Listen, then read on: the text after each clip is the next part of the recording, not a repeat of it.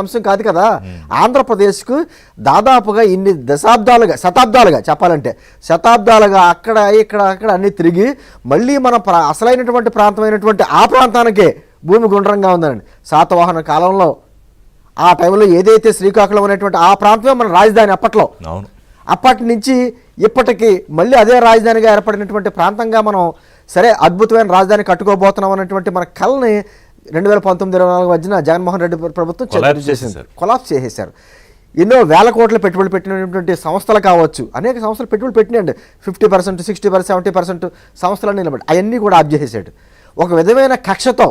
అంటే మీరు చెప్పినట్టుగా చంద్రబాబు మార్కు మంత్రి నేరుగా చెప్పాడు కదా, అదే ఇక్కడ ఇంక వీళ్ళతో ఏం చేయలేము, వీళ్ళకేం దీని మీద చేసే ఆలోచన లేదు. అదే అండి.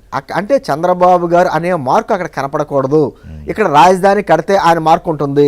అదేవిధంగా పోలవరం కంప్లీట్ అవ్వకూడదు. ఆంధ్రప్రదేశ్ అంటే ఏ అంటే అమరావతి, పి అంటే పోలవరం అనుకునే పరిస్థితి నుంచి ఏ అంటే అప్పులును, పి అంటే పప్పు బెల్లాలు అనే స్థితికి తీసుకొచ్చినటువంటి జగన్మోహన్ రెడ్డి మళ్ళీ 3 ముక్కల మాటలు మాడతా ఇన్ని రకాలుగా చేసేట్టు చూసాం. ఈ రోజున అది కమిటెడా అంటే అది కూడా కాదు, అంటే దానికి అర్థం కూడా తెలియదు అతనికి, ఏదో చెప్పాడు అంతే. అయితే ఈ రోజున అటు కేంద్ర ప్రభుత్వ సహకారం ఉంది మనకి అద్భుతంగా. ఒక పక్క నుంచి ప్రపంచ బ్యాంక్ కావచ్చు, ఏడీబీ కావచ్చు, మిగతా సంస్థలు కూడా సహకారం అందిస్తున్నాయి. ఎక్కడ ఒక అద్భుతమైన ఒక ప్లానింగ్లా ఆయన అడవిలా చేశాడు, మనం దాన్ని ఒక పార్క్లా చేస్తున్నాం. పార్క్ అనేది ఒక ప్లానింగ్గా జరుగుద్దండి. ఎక్కడ ఎలా ఉండాలనేది జరుగుతూ ఉంటుంది. ఆ విధమైనటువంటి ప్లానింగ్గా మనం చేసుకుంటూ వెళ్తా ఈ రోజున అమరావతిని ప్రపంచంలోనే అద్భుత రాజధానిగా ఇక్కడ ఉండేలాగా.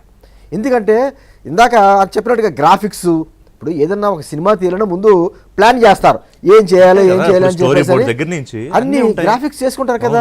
దాన్ని ఒక గ్రాఫిక్స్ అనో లేకపోతే ఇడ్లీ పాత్రల రూపంలో ఉందని చెప్పేసానో అంటే చేయవలసిన కూడా మోకాలాడటం.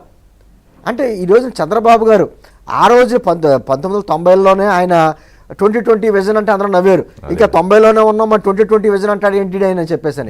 దాని ఫలాలు ఏంటి అనేది ఈ రోజు సైబరాబాద్ సిటీ చూస్తున్నారు. నేను అంటాను అదేవిధంగా ఈ రోజున మళ్ళీ 2047 లక్ష్యంగా. అంటే కేవలం అమరావతి అనే కాదండి, మీరు మాట్లాడితే అమరావతి అనుకుంటున్నాం, ఓ పక్కన పోలవరం పరుగులెడుతుంది, అక్కడ శ్రీకాకుళం నుంచి ఇటు తడ వరకు కూడా ఎక్కడెక్కడ ఏ ప్రాంతానికి సంబంధించి ఆ ప్రాంతానికి తగ్గ అనువుగానటువంటి పరిశ్రమలు కరెక్ట్ చెప్తాను ఈ రోజున అన్నీ వస్తున్నాయి. అంటే కేవలం నిధులు సంపాదించడమే కాకుండా ఆ నిధులను సద్వినియోగం చేసుకోవడం, రాష్ట్రంలో ఉన్నటువంటి వనరులను సద్వినియోగం చేసుకోవడం, అద్భుతమైన ప్రణాళికతో ఒకే రాజధాని అన్ని ప్రాంతాల అభివృద్ధి లక్ష్యంతో ఈ రోజున కూటమి ప్రభుత్వం అభివృద్ధి సంక్షేమ దిశగా ముందుకు వెళ్తుంది. ఓ పక్కనేమో ఖజానా ఖాళీ చేసి మనకి ఇచ్చినటువంటి సమయంలో మొత్తం ఏముందనుకుంటే ఖజానా ఏమి లేదు కదా గవర్నమెంట్ వచ్చినప్పటికీ, అయినా కూడా ఎక్కడా సంక్షేమ కార్యక్రమాలు ఆగకుండా చెప్పిన మాట మళ్ళీ నిలబెట్టుకుంటా ఒక నెల లేట్ అయినా కూడా ఎక్కడా కూడా వచ్చిన వెంటనే కూడా మేము ఇచ్చిన పెన్షన్ స్కీమ్ ఎక్కడ ఆగలేదు, పెంచి 4,000 ఇచ్చాం. అది కొంత మాట్లాడదాం. అంటే ఎందుకు మరి